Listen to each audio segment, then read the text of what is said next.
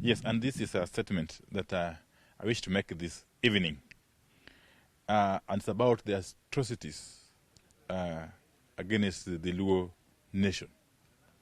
Now, as leaders, we are gravely concerned about the escalating police brutality in Nyanza. We mourn the mounting loss of life.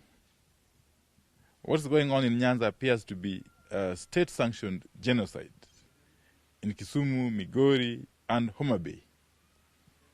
In these places, people are being pulled out of their houses and shot or clobbered to death by police officers or people masquerading as police officers, some in uniform, some not in uniform. The genocide-like operation, which is underway in Luoland, is not accidental in our view. It is coordinated and premeditated. It is being coordinated by political and government leaders, both from the community and outside the community. It is unfortunate and indeed depressing that our own sons and daughters who purport to be in government are working with outsiders to allow the extermination of the Luo people.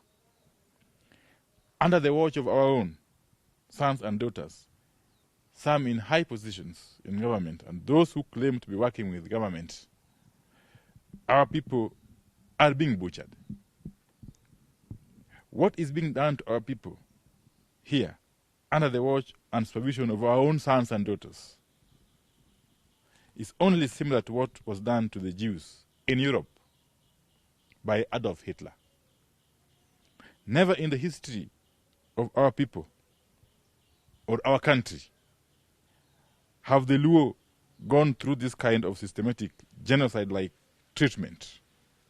What is going on now is way beyond what happened in 1969 or the tribal clashes of 1991-1992. Neither Jomo Kenyatta nor Daniel Arap Moi subjected us to what Ruto is subjecting us to currently.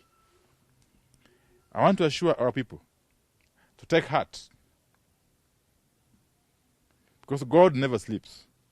Like the Jews of Europe who survived the genocide and took over the world, the Luo will not only survive, we will also thrive. We want to call on the Ruto regime to realize that the way to sustainable peace, stability, and justice in Kenya is respect for the rule of law and human rights. When justice is denied, no amount of brutality will bring peace.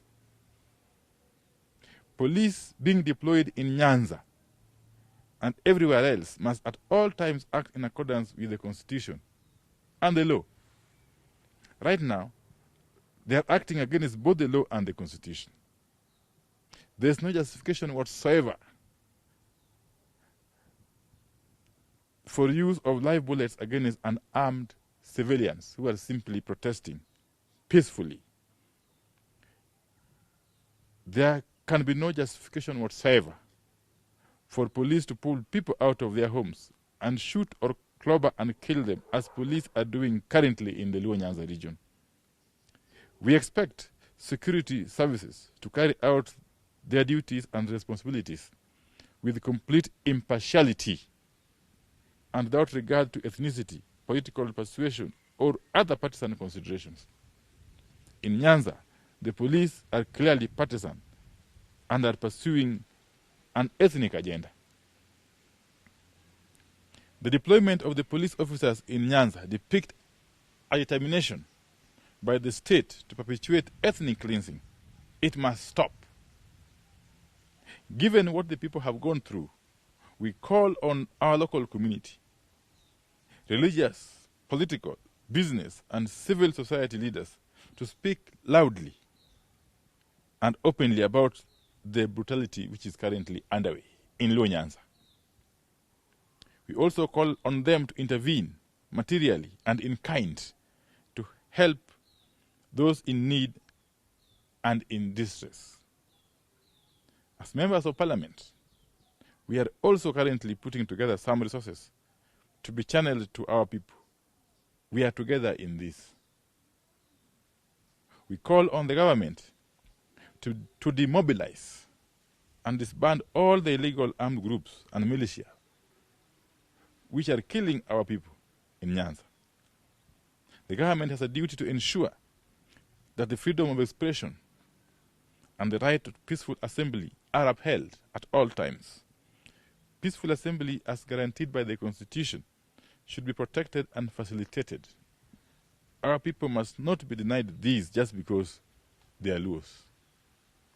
The police have a duty to enforce law and order, to protect life and property. We call for impartial, effective, and expeditious investigations on all cases of crime and police brutality and all excessive use of force. And finally, we call on our people to refuse to be blackmailed or intimidated. We are here by right.